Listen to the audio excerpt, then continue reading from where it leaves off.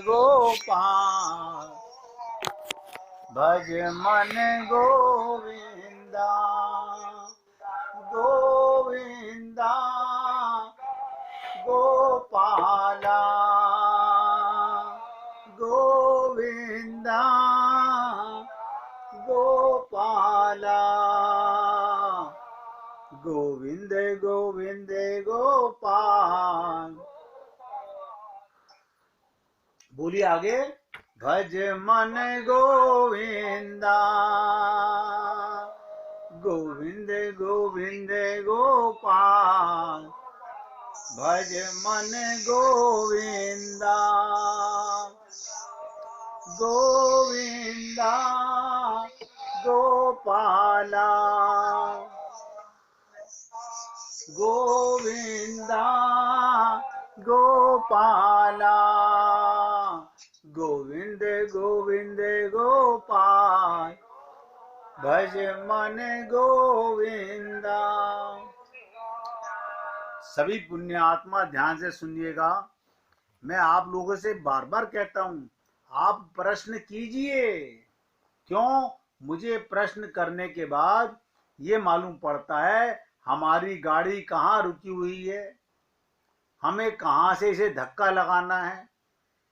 हमारे भक्त लोग जिनकी सेवा का मौका मेरे को परमात्मा ने दिया, मेरे गुरुओं ने दिया, मैं उनकी हृदय से सेवा करना चाहता हूँ। मैं कोई फॉर्मेलिटी नहीं करना चाहता। मैं कोई सत्यनारायण भगवान की कथा नहीं कर रहा हूँ कि केवल आपका कथा कराई, प्रसाद का भोग लगाया, दक्षिणा जेब में डाली और चला गया। मेरा फर्ज बनता है आत्मा कल्याण कैसे हो, उसके लिए आपको कैसे अग्रसर किया जाए। इसीलिए आपसे प्रश्न करता हूं और यही आपसे रोज निवेदन करता हूं। देखिएगा, माया से छुटकारा मिल जाए, ये उद्देश्य आप लोगों का रहा है।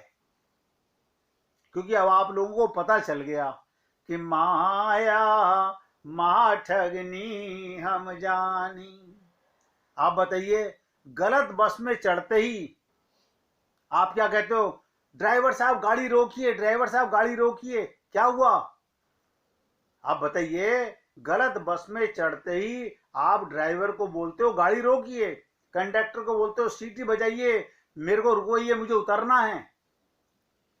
कितने समझदार हैं आप लोग। इसी प्रकार माया से छुटकारा मिल जाए, ये उद्देश्य आप लोगों का रहा है। लेकिन माया मन की मोहिनी, माया मन की मोहिनी है और मन मोहन में लगना चाहिए। अब लोग पता क्या कहते हैं, हमने मनमोहन को नहीं देखा है। ध्यान से सुनो, तुमने माया को देखा है? तुमने मन को देखा है? नहीं समझ आ रहा है। माया समझ आ रही है लेकिन मन समझ आ रहा है, तो मनमोहन समझ नहीं आ रहा। सब समझ में आ रहा है। मुश्किल क्या है, हम भ्रमित हो चुके हैं। इसलिए आपसे निवेदन कर रहा हूं, माया से छुटकारा मिल जाए, ये उद्देश्य आप लोगों का रहा है। और ये इसी जन्म में नहीं रहा है, हर जन्म में रहा है, हर जन्म में रहा है। न रहा होता, ये होना ही चाहिए कि हमारे मन में आए कि माया से कैसे निकला जाए। देखिएगा, मनुष्य देह पाया हमने, हमारा जन्म भारतवर्ष में हुआ, हमारे जीवन में संत महात्मा आए और वो गुरु समझ में आ जाए, सब बात बन जाए। बात होती है गुरु की बात हृदय में बैठने लगे। कैसे? उसके सत्संग से हमारा हृदय द्रवित होने लगे, उपजाऊ बनने लगे। संत महात्मा सत्संग का मतलब क्या? हल चलाना। हमारे मन रूपी खेत के अंदर वो प्रेम का हल चलाते हैं, खरपतवार उखाड़ के बाहर फेंकते हैं माया को निकालने की बातें करते हैं और वो कहते हैं आप सबके हृदय में परमात्मा ने अपना प्रेम का बीजारोपण किया हुआ है। सबका हृदय में भगवान है, लेकिन हमने उसी हृदय में भगवान के ऊपर संसार को बिठा रखा है। सत्संग में और कुछ नहीं होता। सत्संग में यही होता है कि रोज रोज सुनने से, जैसे खेत के अंदर आप देखते हो इतना पैना हल चलाने से कंकड़ पत्थर निकलते हैं, समतल भूमि बनती है, उपजाऊ भूमि बनती है। इसी प्रकार से संत महात्मा हमारे बिगड़े हुए मन को, बिगड़ी हुई बुद्धि को, हम अपने को शरीर मानते हैं, वो धीरे धीरे हमें समझाते हैं, धीरे धीरे बात हमारे अंदर आती है। लेकिन मुश्किल क्या होती है कि हम गुरु की बात घंटे 2 घंटे तक ध्यान रखते हैं, संसार की बातें 10-12 घंटे ध्यान रखते हैं, और मन पहले से माया में लगा हुआ है तो उधर जल्दी चला जाता है।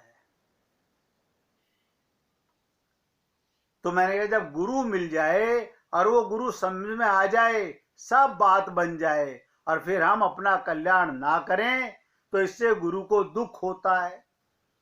आप बताइए, डॉक्टर सही दवाई दे रहा है और आप बोल रहे हो मैं परहेज पूरा कर रहा हूं, तो कहीं ना कहीं तो अंतर है। या तो दवाई में कमी है, या आप झूठ बोल रहे हो कि परहेज कर रहे हैं, या तो हमको गुरु सही बता नहीं रहा, या हम जैसा बता रहा है वैसा कर नहीं रहे। शरीर के लिए हम पूरा परहेज करते हैं। अब देखिएगा, किसी को जबरदस्त बुखार हो जाए, खांसी हो जाए, दस्त हो जाए, चाहे उसके अपने घर में कितनी जरूर के यहां भी शादी हो, कितने भी जरूर के यहां शादी हो, वो नहीं जाएगा। नहीं नहीं, मैं नहीं जाऊंगा, जाऊंगा तो खाऊंगा नहीं। लेकिन ये बातें शरीर के लिए तो इतनी अपनाते हैं हम लोग, गुरु की बातें मन के लिए कहां अपनाते हैं हम लोग।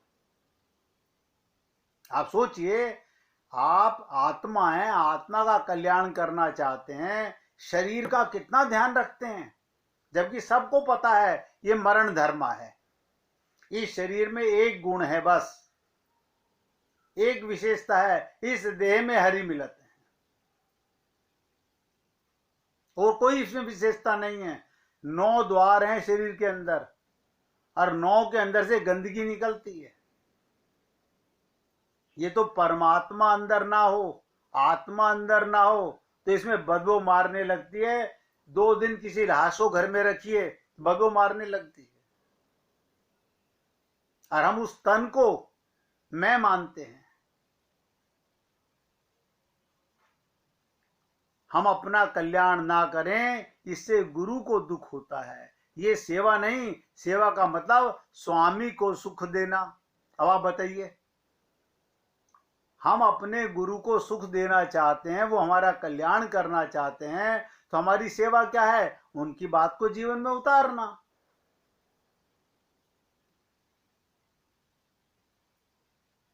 आप देखते हो ना, किसी भी बाप को उसकी संतान से सुख मिलेगा। जो संतान अच्छे आचरण वाली हो, जिसका स्वभाव सरल हो, दीन हो, नम्र हो, मधुर हो, जिसमें देवी गुण हो, बाप को तभी सुख मिलेगा।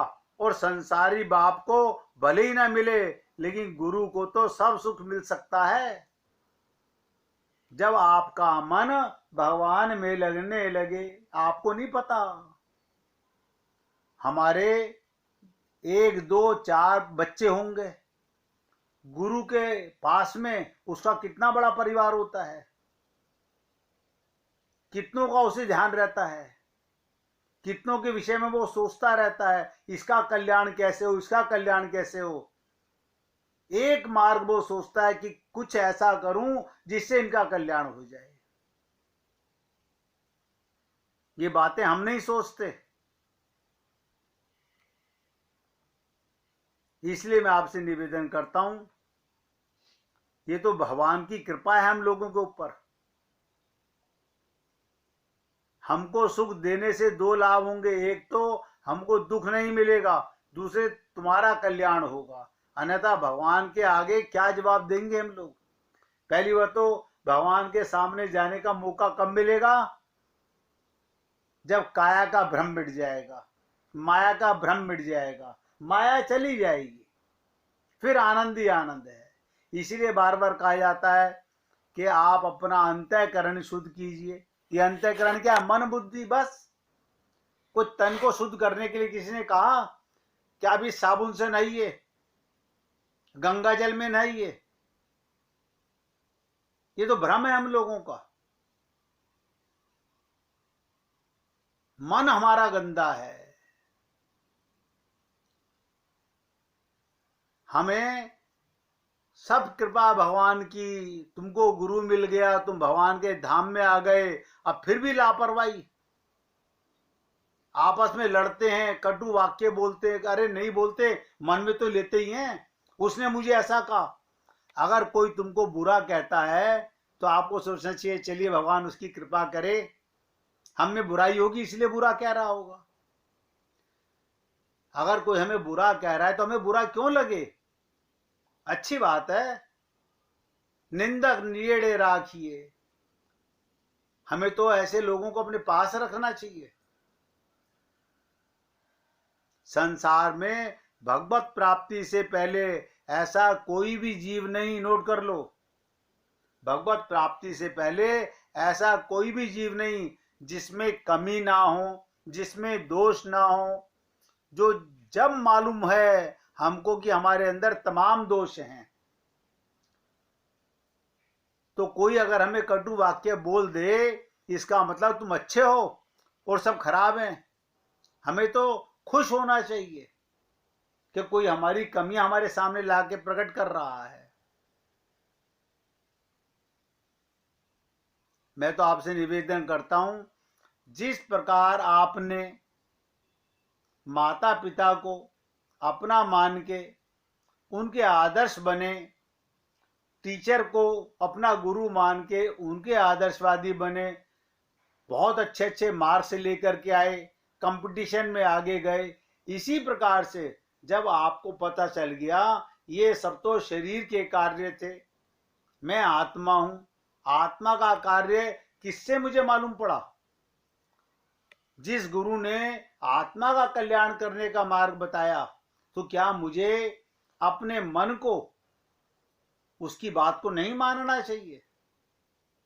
हमारा मन इसी जन्म का नहीं, अनंत जन्मों से बिगड़ा हुआ है। और वैसे हम कहते हैं हमने कोई पाप नहीं किया, पाप नहीं किया। मन में किसी के प्रति दुर्विचार आना, दुर्भावना आना, छल कपट होना, ये पाप नहीं है। मन का भगवान में ना लगना, ये पाप नहीं है। हमने आपसे कहा आप जो भी कुछ करते हो भगवान के निमित्त कीजिए।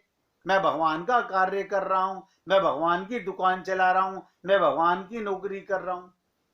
जनक जी के माध्यम में आपको बताया गया कि जनक जी क्या कहते हैं, मैं तो भगवान का नौकर हूं, आप मुझे राजा कहते हो। सबके बीच में रहता हूं लेकिन अपनापन नहीं है।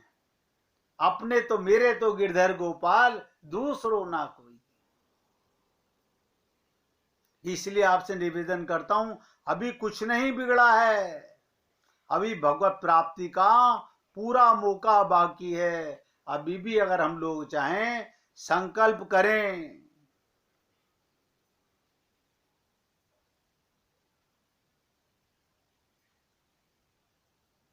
मजा पता किस दिन आएगा,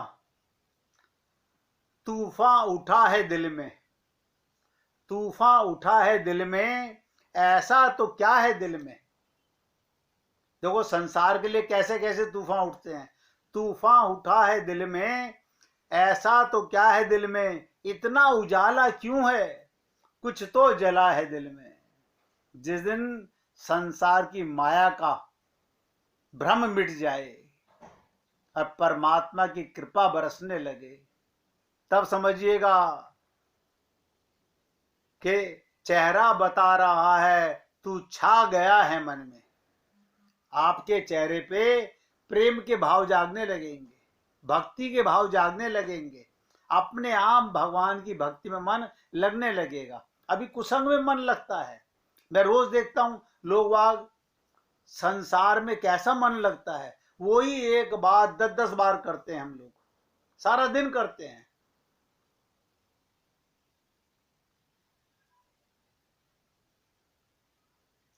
भगवान का ध्यान करोगे तो क्या आएगा? चेहरा बता रहा है तू छा गया है मन में, मुस्कान होठों पे है, माथे पे बंधी पगड़ी, गले में बेजंती माला, क्या खूब खिल रहा है। आप सोचिएगा, आपकी भावना को कौन रोक रहा है? जैसा भाव मन में आए कीजिए। मंदिर में जा रहा हूं जबकि खुद आ बसे हो दिल में। भगवान कह रहे हैं मुंह को तू क्या ढूंढे रे बंदे, मैं तो तेरे पास, अपने मन को मंदिर क्यों नहीं बनाते?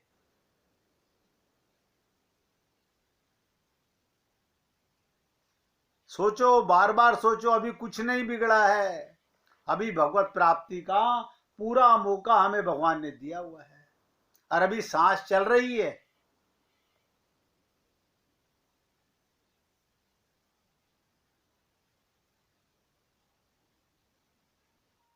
अब आप देखिएगा, कहते हैं भजन कीर्तन करना, उपासना करना, इसको भी 3 पद्धति से कहा गया। व्यास पद्धति, नारद पद्धति और हनुमत पद्धति। अब आप सोचिएगा, भजन करने वाले, कीर्तन करने वाले, कोई व्यास पद्धति से कर रहा है, कोई नारद पद्धति से कर रहा है, कोई हनुमत पद्धति से कर रहा है। व्यास पद्धति में क्या है? केवल शास्त्र धारित यानी भगवान की लीला गुण धाम का भजन गीत गाने के साथ साथ भगवान और गुरु के स्मरण का नियम है। ये व्यास पद्धति है। सुमिरन करना है, उनको स्मरण करना है, गुरु और भगवान को। और नारद पद्धति क्या है? भगवान का स्मरण गायन के साथ करना है। हारमोनियम भी बजा रहे हैं, बांसुरी भी बजा रहे हैं,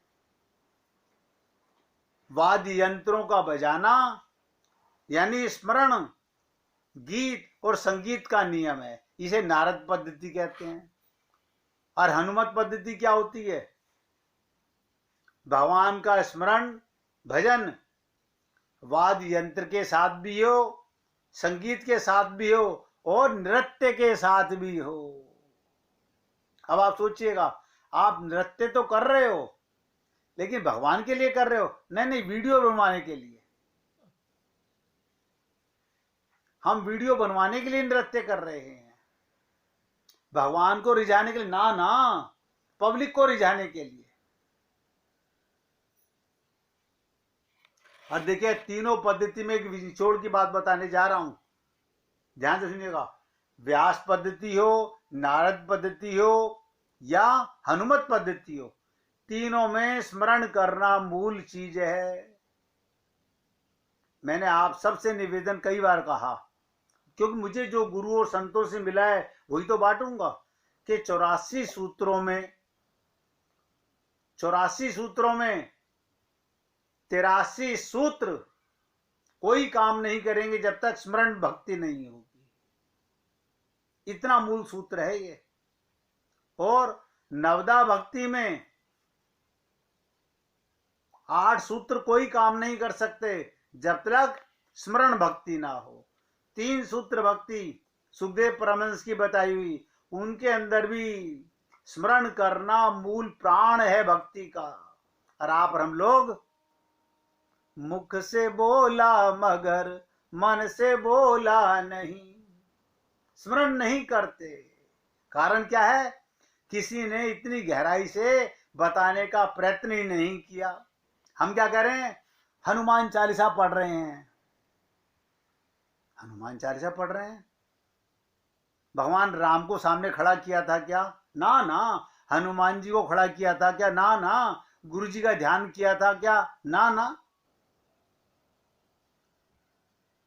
अब आप सोचिए कैसे कल्याण होगा। आप बाजार में लड़की की शादी के लिए, लड़के की शादी के लिए ज्वेलरी लेने जाते हो।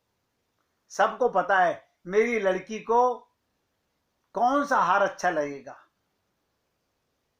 कभी भगवान के लिए तो ये पसंद नहीं करते कि भगवान को कौन सा, उसका स्मरण तो नहीं करते।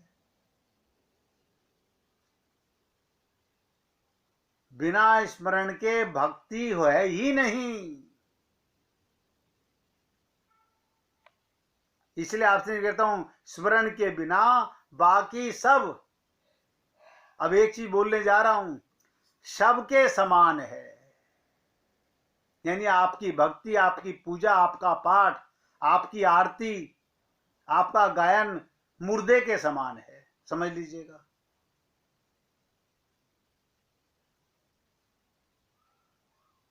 कोई लाभ नहीं है, इसलिए स्मरण प्रमुख है।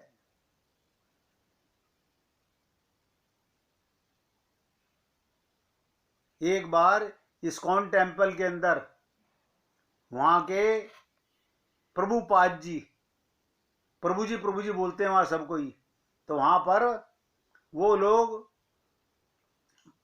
माला हाथ में लेके गुरुए घुमा रहे थे और मोबाइल पे बात कर रहे थे। तो मैंने ऐसे पूछा, मैंने कहा प्रभु एक बात पूछूं आपसे? बोलिए बोलिए ना। मैंने कहा आप ये गुरुए जो घुमा रहे हैं और मुख से मंत्र बोल रहे हैं। बोले हाँ मैं यही तो करते हैं जाप। मैंने कहा मन क्या कर रहा है? बोले मन तो मोबाइल में लगा हुआ है। आप मुझे बताइए, इसीलिए बार बार कहा जाता है कि हम लोग स्मरण नहीं करते। माला तो कर में फिरे, हाथों की एक्सरसाइज हो रही है, और जीभ फिरे मुख माही, मुख से खूब हरे राम राम राम हरे हरे कर रहे हैं। ये मुख की एक्सरसाइज। और काया तो तीरथ फिरे, पैरों की तुड़ाई कर रहे हैं, आंखों से दर्शन कर रहे हैं, खूब वहां पे रोली का टीका, चावल का टीका, दान पात्र में पैसे डाल रहे हैं। हम समझ रहे हैं हमारी भक्ति हो रही है, हम धर्म का कार्य कर रहे हैं। और क्या कहा, बहुत ध्यान से सुनिएगा, कि माला तो कर में फिरे, और जीव फिरे मुख माही, और काया तो तीरथ फिरे, ये तो सुमरन नाही। ये सुमरन है ही नहीं, ये भक्ति है ही नहीं।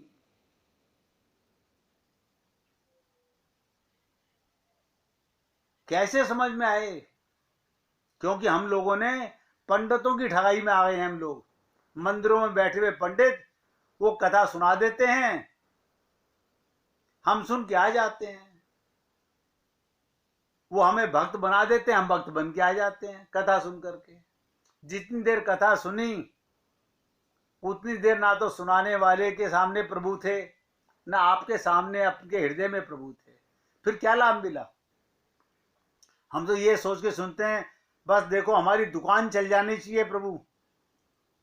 बार बार एक ही ध्यान में, मेरी दुकान नहीं चल रही है, मेरा मकान नहीं बन रहा है, मेरी बीमारी नहीं मर रही है, मेरे घर में संतान नहीं हो रही है। ये हम पूजा कर रहे हैं, ये सुमरन कर रहे हैं, ये भक्ति कर रहे हैं।